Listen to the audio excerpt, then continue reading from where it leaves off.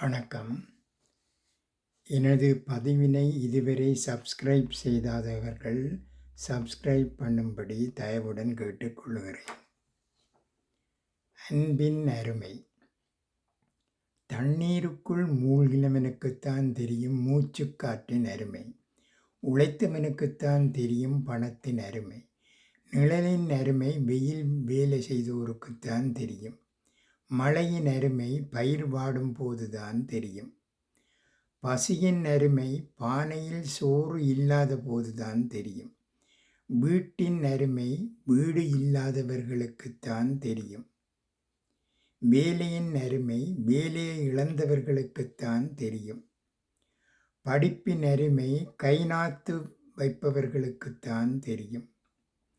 வெளிச்சத்தின் அருமை கரண்ட் இல்லாத வீட்டில் வசிக்கும் போதுதான் தெரியும்.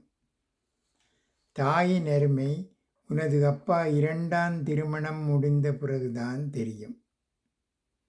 தந்தையின் அருமை நீச்சல் பழகும் போதுதான் தெரியும். தாய் மாமாவின் அருமை பெண் பிள்ளைகள் வயதுக்கு வரும்போது தெரியும். அத்தையின் அருமை அண்ணன் தம்பி மகன் மகள் இருக்கும் போதுதான் தெரியும்.